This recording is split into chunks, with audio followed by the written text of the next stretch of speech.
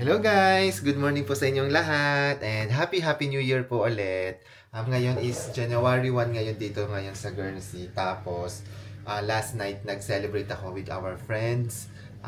Tapos ayun, alam niyo na kapag December 31 tapos pag January 1, ang matik na mga pagkain natin ay yung mga tira-tira, di ba? So marami ako na sharo, nakakuha ko ng mga paksiw. Ito paksiw to, luto ni Diana at saka ng cake.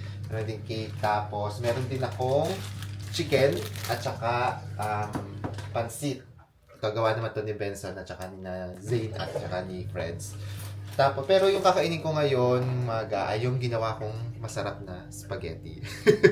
Medyo marami ako na uwing spaghetti, ayan. Ito yung kakainin ko lang na breakfast kasi sayang, hindi ako magluluto ngayon, di ba? Ito yung medyo tipid tips natin. Yan. Kumain tayo ng mga tira-tira. Hindi walang masama doon. Normal naman yan, di ba? So, ito. Painitin ko lang siguro tong spaghetti. Ayan guys, napainit ko na yung pagkain. At ang kakainin ko ngayon ay spaghetti at saka tong chicken.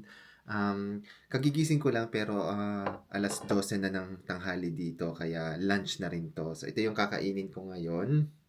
Ayan. Actually, sarap ng mga pagkain kahapon at ang pinaka nagustuhan ko. Actually, lahat masarap. Hmm. Hmm.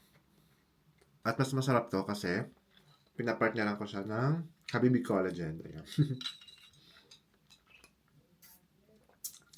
Calamansi flavor pala to. Ayan. And kung gusto nyo, check the yellow basket or yung comment section. Nandun yung link kung saan kayo makakabili. Tapos, alam nyo guys, kagabi, nung nag-celebrate kami, ibang-iba talaga yung New Year dito sa Guernsey. Sa Pilipinas kasi alam mo yung parang mga alas 10 pa lang may ingay na yung mga tao. Yung mga 10 o'clock ng gabi hanggang mismong magbagong taon, pumatak yung 12 o'clock. Puro fireworks dito sa Guernsey. Grabe, sobrang tahimik. Parang tulog na yata lahat ng mga tao. Hindi ko alam kung nagse-celebrate sila, no, sinasalubong ba nila dito.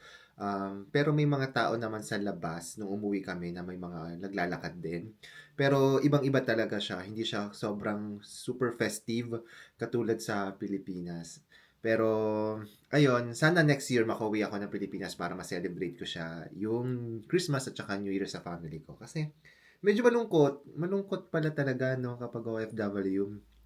Anyway, happy naman ako kasi na-spend ko yung Christmas at saka New Year kasama yung mga kaibigan ko and at least hindi ako nag-iisa, 'di ba? Sana ngayong 2026 mas maging blessed pa tayo and sana mas may marami pang dahilan para ngumiti.